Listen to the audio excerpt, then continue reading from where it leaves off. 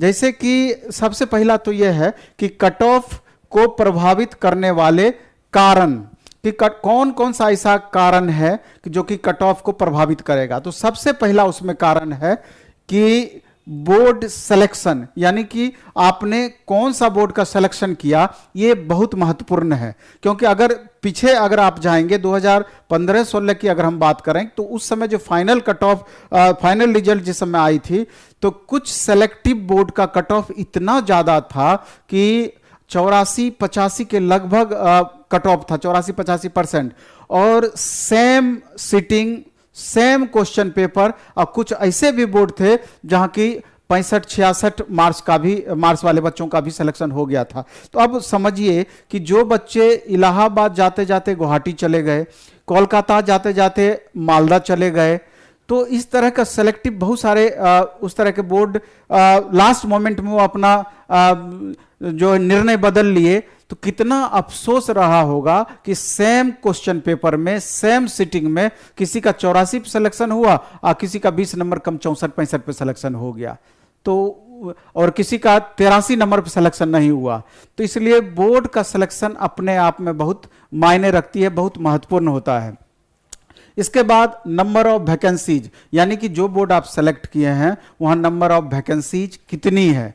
Board का selection का यही मतलब हुआ कि नंबर ऑफ वैकेंसी से ही रिलेटेड ये क्वेश्चन है।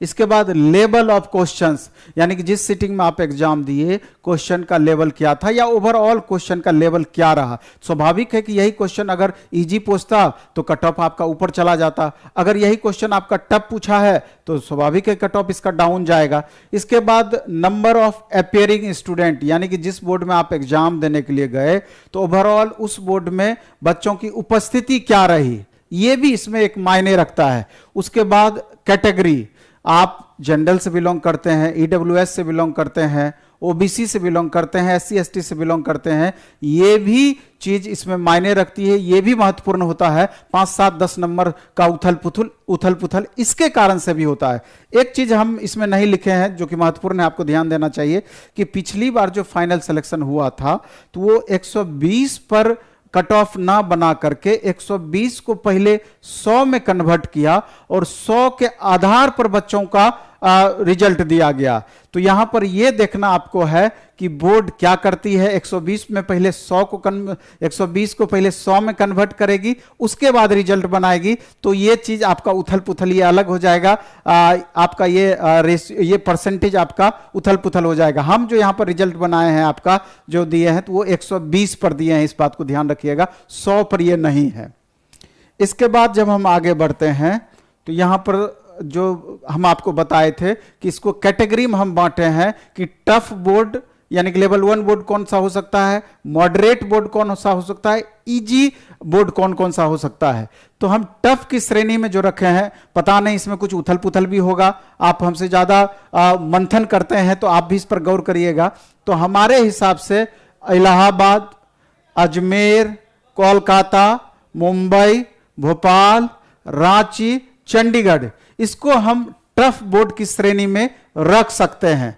मॉडरेट बोर्ड की श्रेणी में हम चेन्नई को रख सकते हैं, पटना को रख सकते हैं, सिकंदराबाद को रख सकते हैं, सिकंदराबाद को रख सकते हैं, गोरखपुर को रख सकते हैं, मालदा को रख सकते हैं, बेंगलोर को रख सकते हैं, भुवनेश्वर को रख सकते हैं।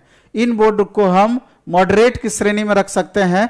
और इजी बोर्ड वाली श्रेणी में हम जम्मू को रख सकते हैं, त्रिवेंद्रम को रख सकते हैं, गुवाहाटी को रख सकते हैं।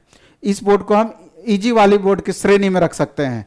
अब जब हम आगे बढ़ते हैं लास्ट में, तो इसके हिसाब से हम 3 तरह का कट ऑफ बनाए बोर्ड के हिसाब से। इसमें जब आप देखेंगे तो टफ बोर्ड वाले टफ जो बोर्ड वाला जो हम श्रेणी बनाए थे जिस बोर्ड का, उसका हो सकता है कि बहुत बच्चों को इसमें तकलीफ हो जाए, क्योंकि कट ऑफ यहां पर हम बहुत हाई रख रहे हैं, लेकिन जो बच्चों से हमने बात किया वो जो हमको बताए उसके आधार पर ये श्रेणी हम तय कर रहे हैं।